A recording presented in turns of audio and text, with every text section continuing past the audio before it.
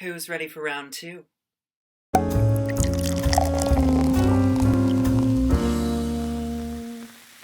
Hi everybody, welcome back to my channel. My name is Miss MIMOSA, and if you don't know me, I'm a drag queen living and performing in Kingston, Ontario, Canada. So this is the second installment of my Mimosa with MIMOSA series, posted every other Sunday. So if you have any ideas for themes, leave them in the comment section below. Today we're going to be talking a little bit about drag show etiquette. What do you do at a drag show? How do you act at a drag show? What are the do's and don'ts of drag shows? So one of the most important things is know the space that you're in. So for these spaces, these are spaces that are often dominated by queer people. So if you are a straight person coming into a drag show, please be aware that, the people around you are going to be a huge mix of people. There's going to be people that don't conform to the gender norms. There's going to be queer couples, so that means lesbian and gay couples. There are going to be straight people as well. There will be drunk people, there will be sober people. So you just need to be aware that within the space you are in, just to be respectful of everyone. Have the most fun you can have, but make sure to, respect everybody. All right, another thing that's super important is don't interrupt the queens when they're performing. This one is a huge one. I mean, it's different for every queen. Some queens, don't mind if you come up on stage and interact with them in the number, if you're gonna give them a tip. We'll talk about tipping later. For some queens, their whole number is choreographed right down to the last beat of the song. So when you come up and you interrupt them on stage, you're kind of ruining all the hard work and things that they put into this. And that makes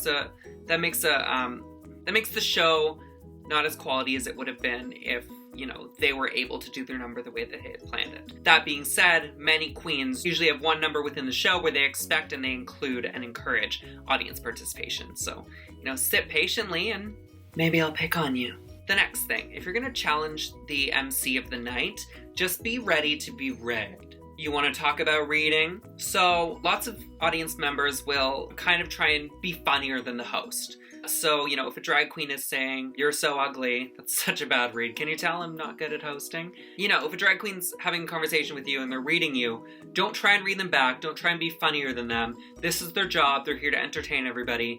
And you know what? If you cross the line, they might cross the line too, and feelings might get a little bit hurt. So yeah, just let the host do their job. It is a space for everybody to have fun, but at the same time, it is our job, and we're very good at our jobs, hopefully. So we're there to kind of entertain you, and we don't really need you to entertain the crowd for us, if that makes sense. What else is there? I have no idea. I'm so lost. Have I ever been to a drag show before? What is drag? Okay, this is another huge one, is walking across the performance space. If there's a queen giving her all and she's on stage, don't walk across to get a drink from the bar. Go the fuck around, bitch! We often are already working in such small spaces that we need every single inch of that performance space. And you may not think it's a big deal because you're the only one doing it, but you aren't the only one doing it. First of all, you're setting a precedent for other people to do it. And then as well, you're probably not the only person throughout the whole night that has already done this. So constant flow of people across the performance space is not a good idea at all. And hopefully the MC will call you out on it. Another one is just be a good audience member. Clap, scream, stomp your feet, jump up and down.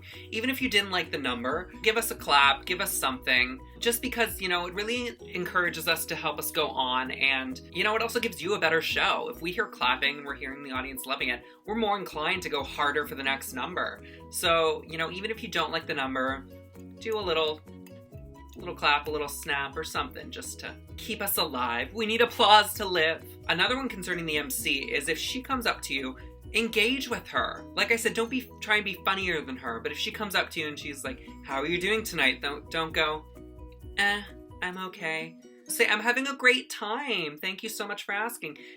We're looking for audience participation, and we're hoping that people are going to engage with us and make a funny moment for the audience. Especially if there's audience games. Those are my favorite. I like to do one with I get a bunch of straight guys on stage, and then I get a straight girl, a gay guy, and then myself, and we judge their asses, and then you have to come to a consensus and who has the best ass. That's always fun. It gets people participating. I don't tell the straight guys what they're doing before they're on stage. No, ma'am. Yeah, that's always a fun one. But anyways, yeah, participate in whatever the host wants you to do. I can guarantee you they're not going to hurt you. It's going to be a fun time. Everybody's going to laugh about it. If you're a virgin at a drag show, don't get sloppy drunk, don't ask to touch our hair, and don't ask to touch our breasts. I mean, I don't care if anyone touches my breasts, but some drag queens, they are expensive, and don't want random people just grabbing on their breasts. Kind of like women in general. Be respectful of the drag queens as well. Some drag queens will like you to touch their hair. Some don't mind. Some do mind because they are very expensive often. Same goes for like any of the clothing, just ask. Just ask to touch someone. Get consent first.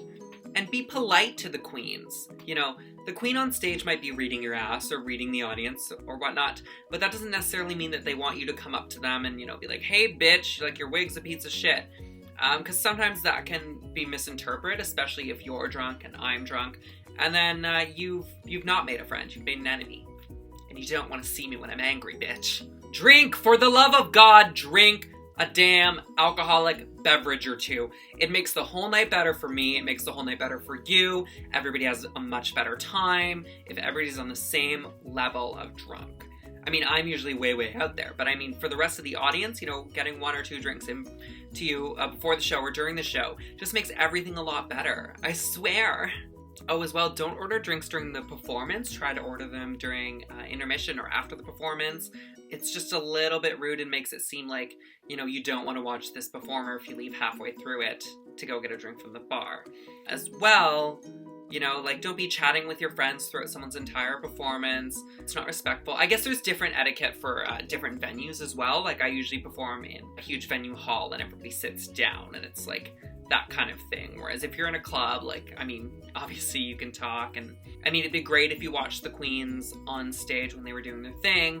But, maybe you're not there for the drag. Maybe you're there to get fucking wasted and dance to Beyonce. And if you're in the front row, don't be on your phone like this while I'm performing. No, bitch. That's the way you're gonna get your phone snatched the fuck out of your hand, and I'll probably take a nude or something on it, and you do not want that. Speaking of the front row, if you don't plan to tip, don't stand in the front row. Because I don't want to walk my ass all the way back to get a tip. I want those bitches at the front. This is mostly because I can't see. I wear glasses out of drag, so I can't see the bitch all the way in the back who's holding up a $5 bill. And if you're not engaged, it's just taking a spot away from someone who would be up at the front and would be, rah rah, let's go, love drag queens. Here's the money, bitch. It's not all about the money. It's not. Okay, bitch, we need to talk about this real motherfucking quick. Flash is my best friend. Use flash on a drag queen every single time. You're in a dark ass club and you're trying to take that picture with no flash? No ma'am. That red lighting washes me the fuck out. So please use a flash. It's on your phone. It's easy. It's on Snapchat. Use a flash. All right. Number 1. Tipping. Tip these men. We need money. This is something that varies from country to country. In America, it's a lot easier to tip because it's a dollar bill. You're not losing a whole lot of money. But even in, Canada or the UK, where the lowest bill is a $5 bill, sometimes it's hard to tip, but you have to keep in mind that some of these queens are working for, $50 a number to do, or $50 a night to do 3 numbers at a club. And they're walking away with almost nothing if you think about transportation and then, the makeup and the clothes and all that. So really, tipping is their source of income. It's kind of like waiters and waitresses.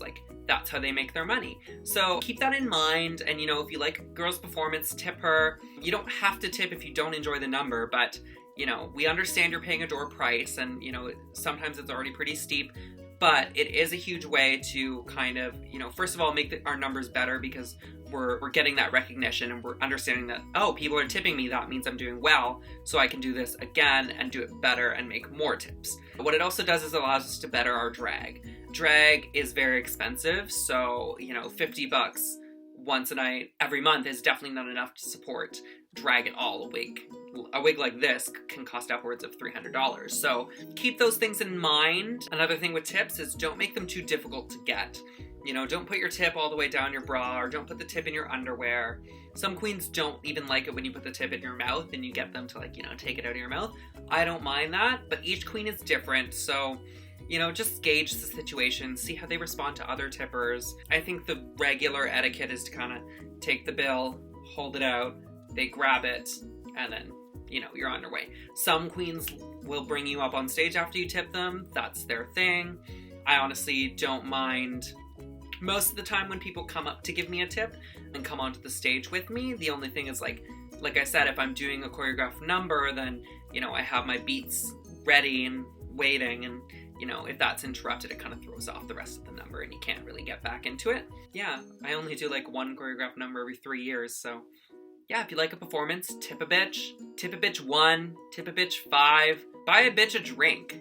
Just make sure she drinks before you buy her a drink, because I'm sure she'd rather use the tip, or rather use the money from the drink as a tip than a drink she can't drink. I mean, for me, a drink is just as good as a tip. I love getting drinks bought for me. Yeah. I mean, I'd prefer money, but drinks are good too. I guess the most important thing is have fun. Have a good time. Enjoy yourself. Meet some friends. Get some drinks. Tip a queen. Have a good ass time, bitch. Alright, I think that's it for drag etiquette. If anybody has anything to add, submit it in the comment box below. I'll include my social media links below, so follow me on everything. See you in 2 Sundays. That's so fucking disgusting. I hate myself.